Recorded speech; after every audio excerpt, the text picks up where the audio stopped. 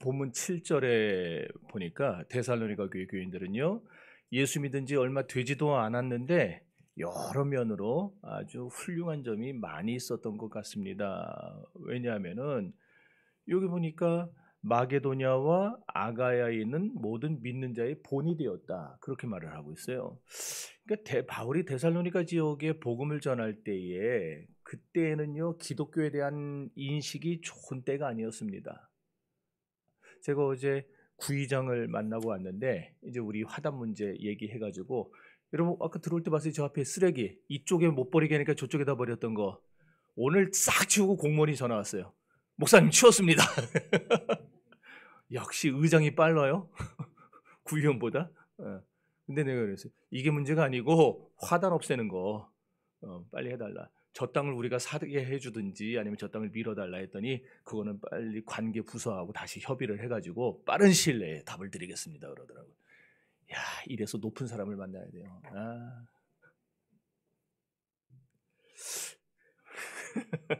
근데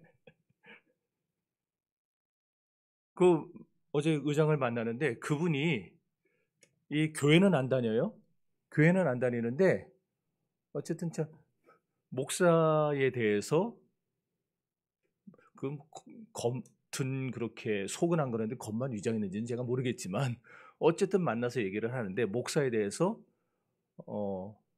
일단은 뭐라 그럴까, 존경하는 마음을 갖고 있더라고요.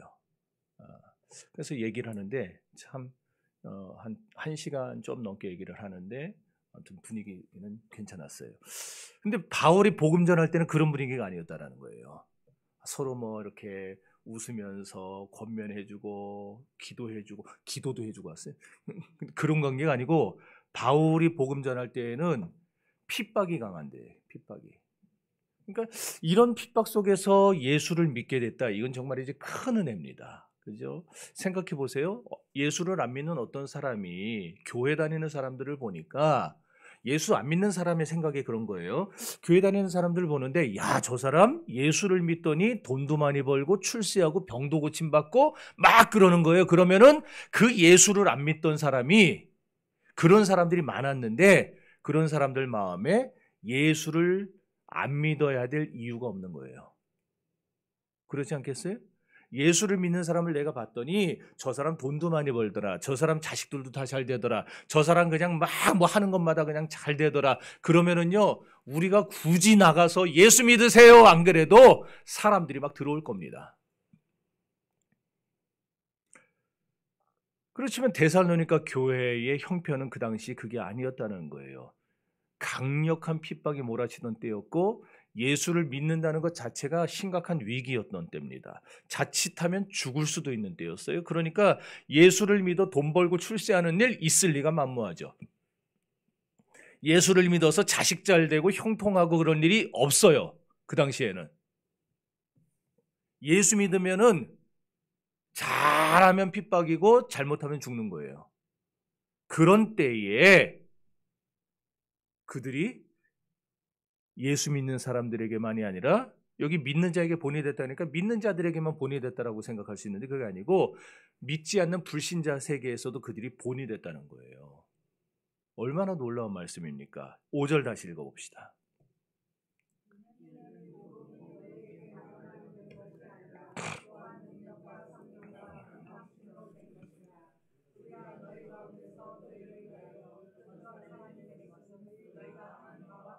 아멘. 여기 너희를 위해 어떤 사람이 된 것은, 어떤 사람이라는 것은 복음 증거하는 자를 말이에요. 제가 이거 다 일일이 설명할 수는 없고, 그러니까 너희를 위해서 복음을 증거하는 자가 된 이유는 보통 예수 믿을 때 처음에 어려움 당하면은요, 중도의 신앙을 포기하는 경우가 많습니다. 굉장히 많아요, 그런 사람들이. 근데 데살로니가 교인들은 어려운 일이 곧바로 닥쳤는데도 중도에 예수 믿기를 포기하지 않았다는 거예요. 이게 뭘 의미하는 거냐? 데살로니가 교인들은 세상에 보이는 것을 보고 그것을 나도 가졌으면 좋겠다. 나도 저 사람처럼 그냥 돈 많이 벌고 직장 좋은 데 되고 그냥 자식들 잘 되고 그렇게 되면 좋겠다. 그런 이유로 예수를 믿은 게 아니었다라는 거예요. 그들은 그럼 무엇을 보고 예수를 믿었느냐?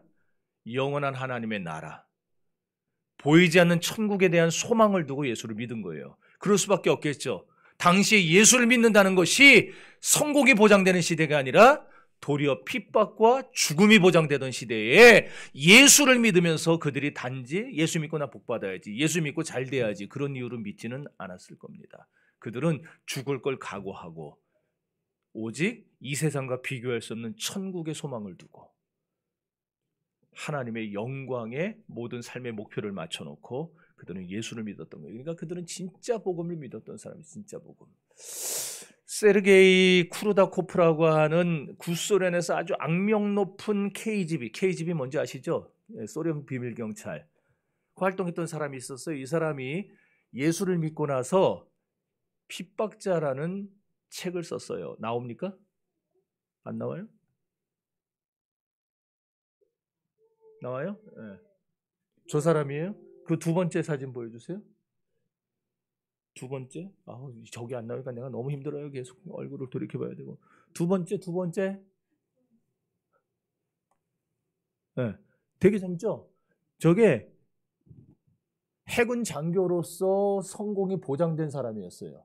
근데 저 사람이 블라디보스톡, 우리 잘 알죠? 연해주 블라디보스톡에서 활동하던 비밀경찰이었는데 기독교인들을 때려잡기로 결심을 하고 핍박을 하던 사람이에요. 후르시초프 치하에서 활동하던 사람인데 그 당시에 블라디보스톡의 기독교인이 3,000명 정도였답니다. 그는 2년 동안 예수 믿는 사람들을 잡아다 때렸어요. 가뒀어요. 강제 노동을 보냈어요. 시베리아로 막 쫓아내고 어쨌든 간에 온갖 핍박을 가하면서 2년 동안 진짜 최선을 다해서 예수 믿는 사람을 핍박했어요. 근데 2년 뒤에 블라디보스톡의 기독교인이 3만 명이 되어 있는 겁니다. 3,000명을 때려잡겠다고 박해를 시작했는데 2년 만에 3만 명이 되어 있는 10배가 증가했어요. 너무 기가 막혔습니다. 내가 그렇게 정말 최선을 다해서 때려잡았는데 어떻게 쫄지 않고 더 느느냐. 이해가 안 갔어요.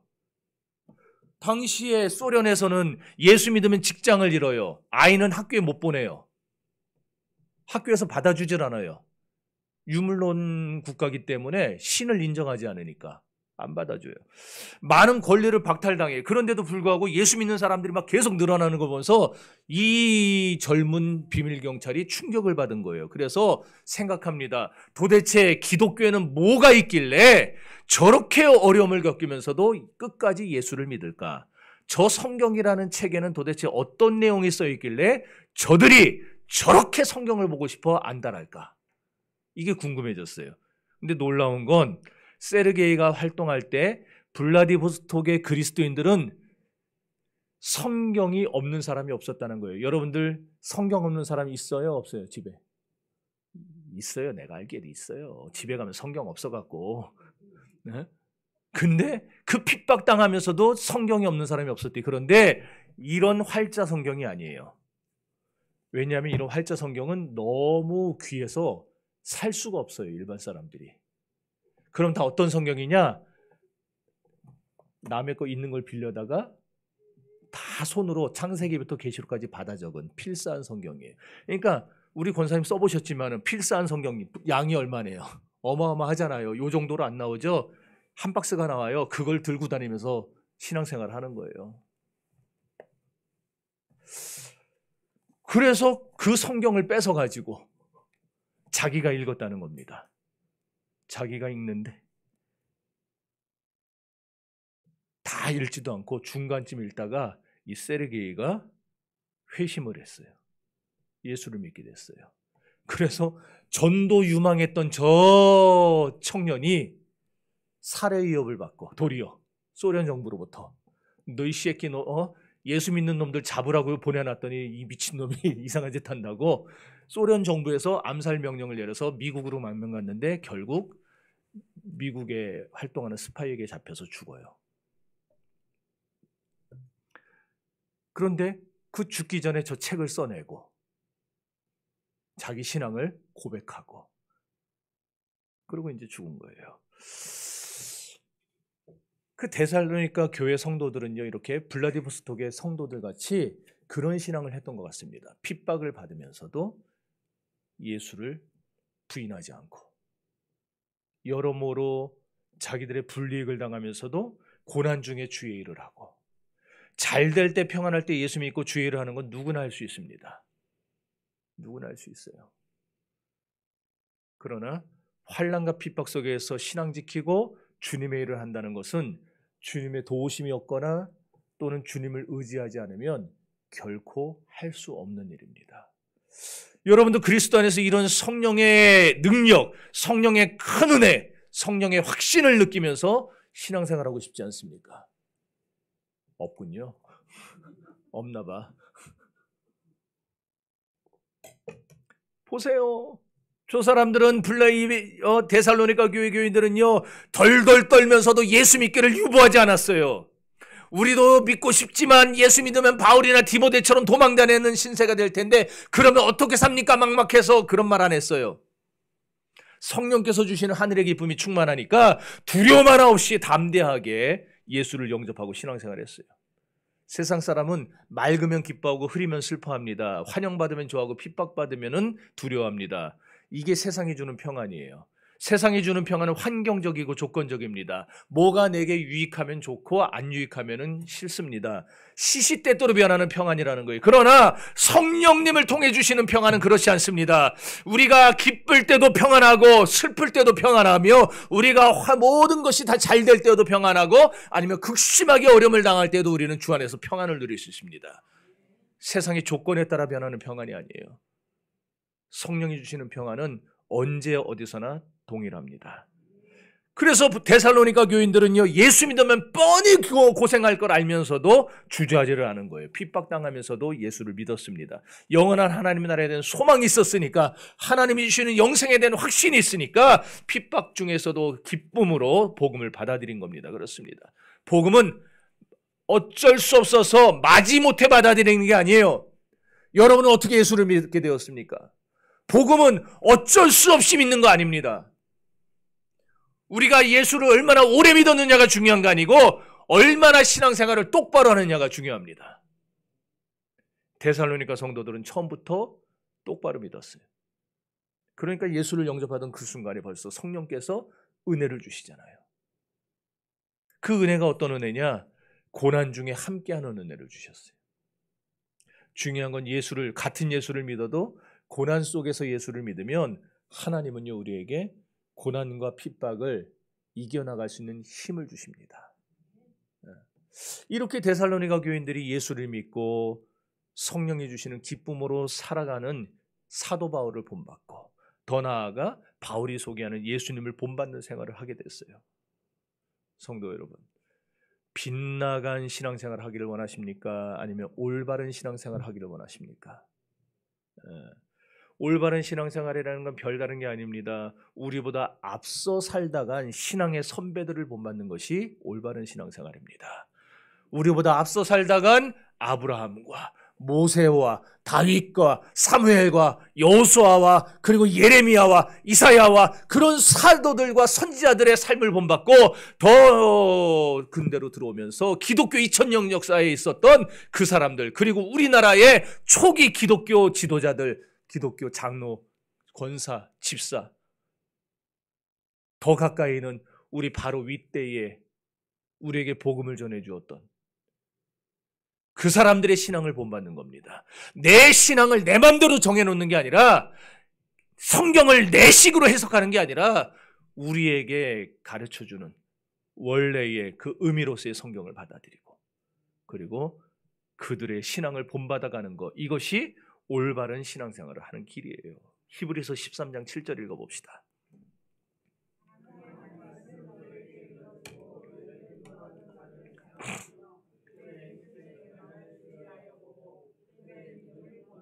아멘. 꼭 기억하세요. 여러분에게 복음 전해주던 자들의 행실을 기억하고 그들을 본받는 신앙생활을 하세요. 복음은 전해줬는데 개판으로 사는 사람들 본받지 마시고 진짜 제대로 신앙생활하는 사람들을 본받으세요. 그래서 우리가 다시 말해 에녹의 믿음을 본받아야 돼요. 아브라함 믿음 본받아야 되고 모세, 여호수아, 다윗과 성경의 위인들의 신앙을 본받아야 되는 겁니다. 그리고 무엇보다 우리는 예수님의 믿음을 본받아야 됩니다. 물론 우리가 본받는다고 해서 본받아질 수 있는 건 아니지만은, 그러나 이 말은 우리가 예수 그리스도에게 기도하며 그 신앙을 우리가 본받기를 위하여 간구할 때에 하나님은 우리의 믿음이 자라게 하셔서 주님처럼 살게 하실 거라는 거예요. 우리가 살려고 해서 사라지는 게 아니라 우리에게 믿음 주시면 우리가 그렇게 살아가게 될 것입니다. 그럼 우리 신앙이 성장했다는 것이 뭘 의미하는가? 예수님을 닮아서 어떤 일을 당하든지 예수님 따라 사는 거, 그게 우리 신앙이 성장한 증거예요. 그러기 위해서, 성장하기 위해서 우리는 어떻게 해야 되느냐? 자꾸 말씀을 읽어야 되고 자꾸 말씀을 들어야 되는 겁니다. 왜? 믿음은 들음에서 나며 들음은 그리스도의 말씀으로 말미암는다였기 때문에 우리는 딴 거 없어요. 믿음 자라고 싶으면은, 신앙이 성장하고 싶으면은 우리는 말씀 들어야 됩니다. 한 번 나오고 쉬었다 다음에 또 나오고 이러는 게 아니고, 나오고 또 나오고 나오고 또 나오고 우리는 계속해서 주님 앞에 나와서 말씀을 들어야 됩니다. 그래서 하나님의 선하시고 기뻐하시고 온전하신 뜻이 무엇인지 분별해야 되는 거예요. 그리고 하나님께 기도하는 겁니다. 그것이 주님과 교제하는 길이요, 주님의 마음을 본받는 길이에요. 우리가 하나님께 말씀드리는 게 기도 아닙니까? 그리고 주님이 말씀하는 걸 듣는 게, 그게 설교와 성경 읽기예요. 그러니까 이 성경은 하나님의 말씀이기 때문에 생명력이 있어요. 그렇죠? 디모데전서에 보면은 이 말씀은 생명력이 있어요. 좌우의 날씬이선 검보다 더 예리해요. 그래서 우리의 심령과 관절과 골수를 찔러 쪼개기까지 한다 그랬어요. 그러니까 말씀을 제대로 읽고 말씀을 제대로 들으면은요, 우리 심령이 안 깨질 리가 없는 거예요. 하나님이, 주의 성령이 워낙 능숙하고 워낙 유능한 외과의사라 우리 심령을 다 싹싹싹 그냥 해가지고 필요 없는 거 다 내버리고 딱 그냥 고쳐가지고 내놓는 최고의 의사시기 때문에,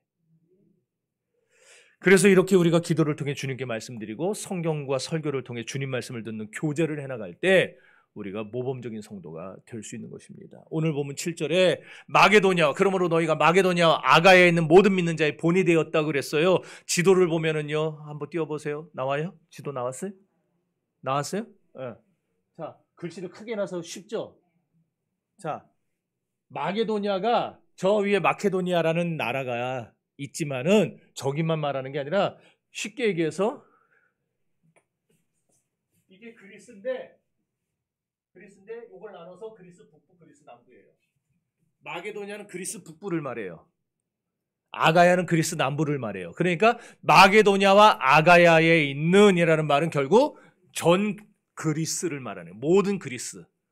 이해가 되시죠? 자, 근데 데살로니가 사람들이 어디서부터 전도했냐면은 자기와 가까운 곳부터 전도를 했어요. 사도행전 1장 8절에 여러분들 다 외우시죠? 사도행전 1장 8절. 교회에서는요, 여러분 얘는 죽을 때까지 이거 하지 마세요. 계속 이것만 하세요. 이것만. 자, 사도행전 1장 8절. 오직 성령이 너희에게 마시면 너희가 권능, 나와요? 오, 나오네? 사마리아와 땅끝까지 이르러. 나 왜 이렇게 잘하나 그랬어 갑자기. 자, 처음이 뭐예요? 처음이. 아니, 땅이 어디서부터 나와요? 예루살렘과. 예루살렘이 멀어요? 땅끝이 멀어요? 땅끝이 멀죠? 예루살렘은 그럼 상대적으로 어떤 곳이에요? 나하고 가까운 곳이에요. 전도 멀리 있는 사람 하려고 하지 마세요. 가까운 사람도 못하는데 먼 데 있는 사람 전도한다? 그거는 안 하겠다는 말이에요. 그거는. 그래서 태신자 전도할 때 멀리 사는 사람 적어낸 사람들 내가 참 말은 안 하지만 가까운 사람, 가까운 데 사는 사람, 나와 가까운 가족부터, 나와 가까운 친척부터, 나와 가까운 내 옆집부터. 이게 전도의 원칙이에요. 나하고 가까운 사람부터. 자, 그런데 나와 가까운 사람이 전도받아 교회 나오는 게 쉽냐? 안 쉬워요. 안 쉬워. 그럼 왜 안 쉽냐? 그들은 내 약점과 내 허물을 누구보다 잘 알아요. 그래서 너도 교회 다녀? 이런 소리가 나온다니까요. 그러면 그 말이 나왔다는 건 뭐예요? 내가 평소에 그 사람들에게 본이 되는 신앙생활을 한 거예요? 못한 거예요? 못하니까 그 소리가 나오는 거예요. 그러니까 결국 무슨 얘기냐? 간혹 그런 얘기를 하는 분들이 있어요, 저한테. 전도를 많이 해봤는데 데려다 놓으면은 교회에서 다 잃어버리더라. 교회에서 관리를 안 해가지고. 그 말이 뭐 다 틀린 건 아니지만은 그러나 맞는 말도 아니에요. 그 사람들은 전도받아 교회 나와가지고 여기 있는 사람들을 보질 않아요. 누굴 보냐면은 나를 전도한 사람만 보지. 그러므로 그 사람들이 교회에 적응하지 않고 다시 교회를 나갔다는 얘기는 내가 그 사람에게 본이 되는 생활을 하지 못해서 그런 거예요. 왜? 기분 나쁘십니까? 성경적으로 풀어주는데 뭐 기분 나쁠 게 뭐가 있어요? 내가 본이 되는 생활이 안 되기 때문에 그 사람이 교회나 세상이나 똑같네 그러고 나가는 거예요. 그렇잖아요. 교회하고 세상하고 똑같으면 굳이 교회 나올 필요 없잖아요. 세상이 더 재밌는데. 세상은 얼마나 재밌게 돌아가는데요. 얼마나 재밌으면 저도 간혹 가다가 좀 나가서 놀아보고 싶다 그 생각이 들겠어요. 그러잖아요. 근데 교회에 나오는 이유는 교회가 다르기 때문에 나오는 거예요. 내가 지금까지 생활했던 세상과 너무 다르니까 와 이런 것도 있구나. 야 이렇게 사는 삶도 있구나. 그거를 보고 그걸 그 사람들이 감동받고 충격받아서 나오게 되는 건데 내가 그 사람 못 사니까 영향력을 끼치지 못하니까 돌아가는 거예요. 그러므로 여러분 우리는 오늘부터라도 마게도냐와 아가야에 있는 사람들에게 본이 되어야 됩니다. 아멘을 참 징그럽기도 하네요.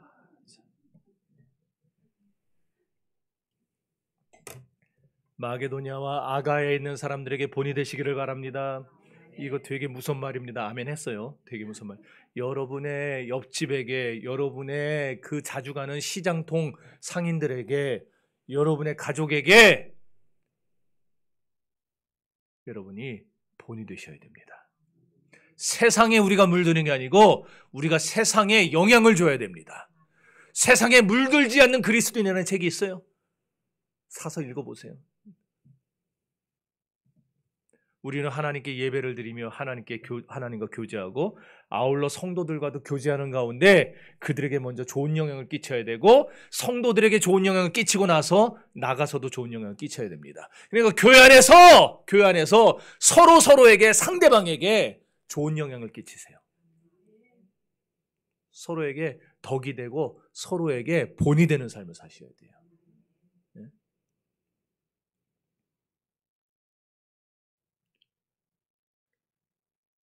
불신자들 모임 가보신 적 있어요?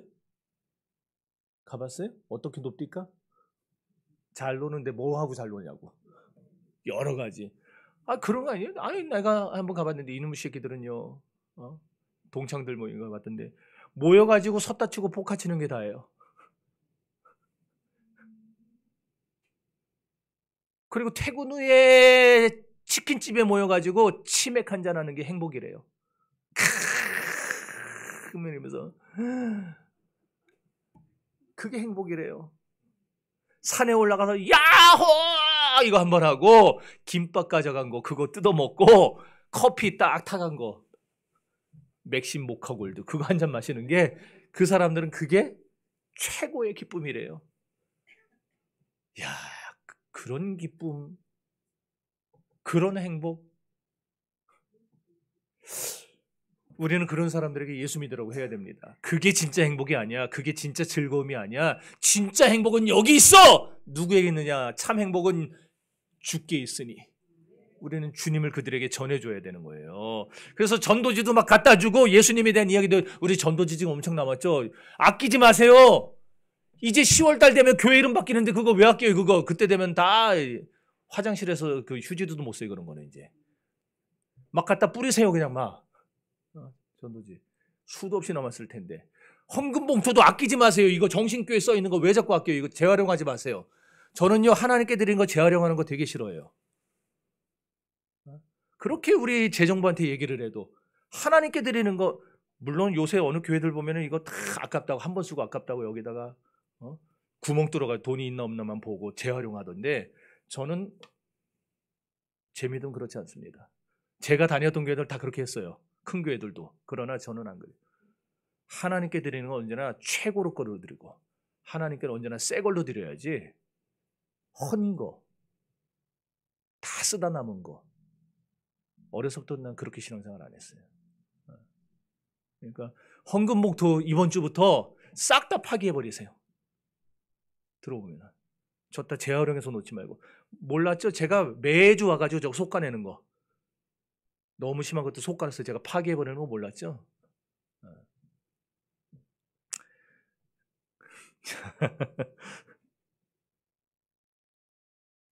예수 얘기하다가 이게 나왔는지 모르겠어요. 어쨌든 우리는 예수 믿는 이야기 해주고 그들과 가깝게 지내면서 그들의 마음 문을 열게 해줘야 됩니다. 어느 정도 가까워지면 그 다음 단계가 뭐냐? 여러분 목장 모임에 그래서 초대해야 돼요. 목장 모임.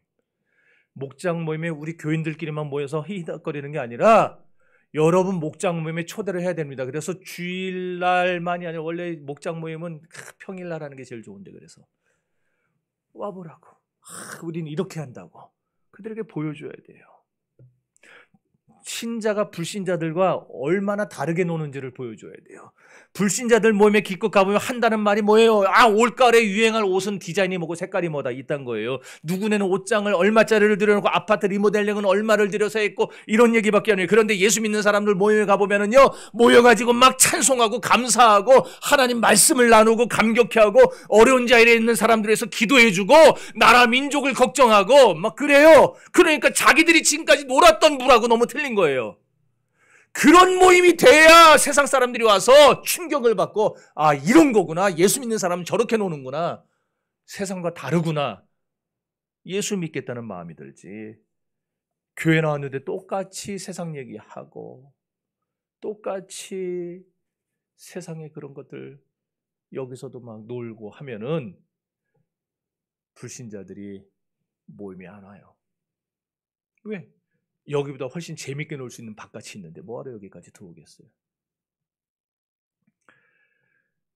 그러므로 오늘 우리들은요, 우리가 있는 그 자리에서 먼저 이 안에서 본이 돼야 됩니다.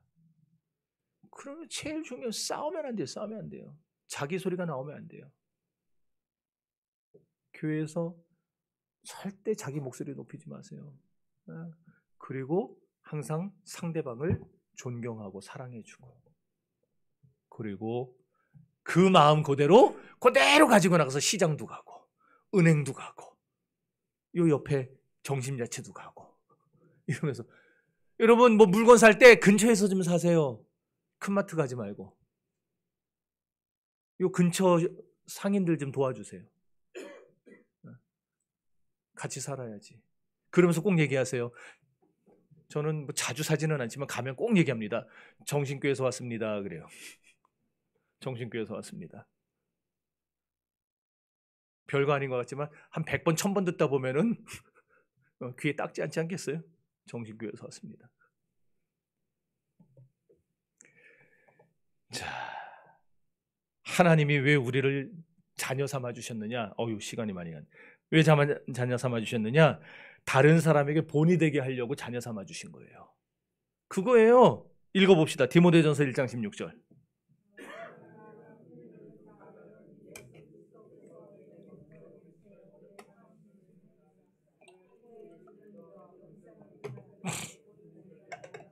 아멘.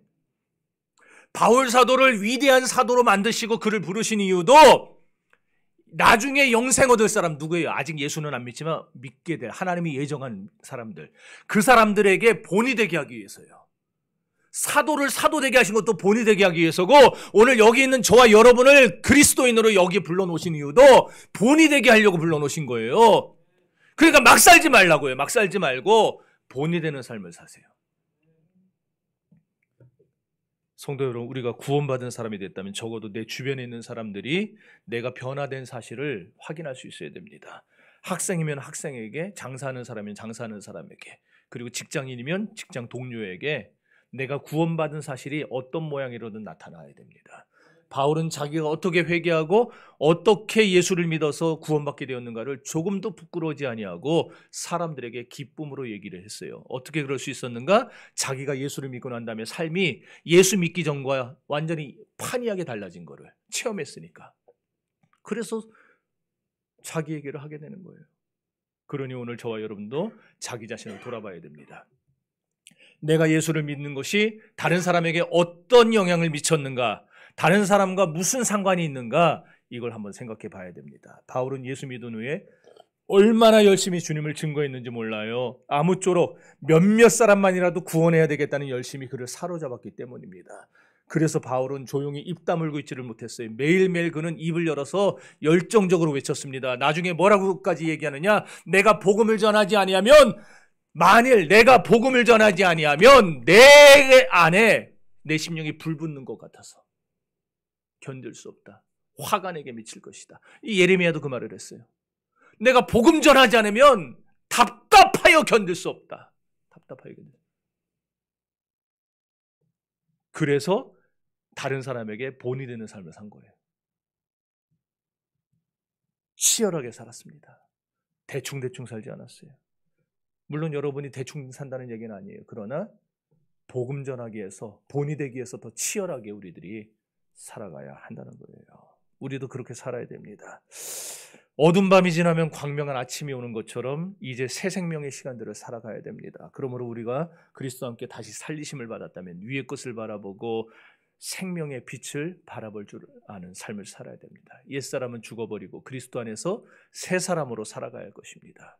그리스도를 위해서 전에 육신에 속했던 모든 것을 배설물로 여기는 그런 마음의 자세가 있어야 할 것입니다. 주님만을 우리의 모든 것으로 삼고 믿고 의지하며 살아가는 저와 여러분 되기를 바랍니다. 그래서 앞으로 예수를 믿어야 될 수많은 사람들에게, 아직 예수는 안 믿고 있지만 믿어야 될 사람들에게 여러분의 본이 되기를 바라요.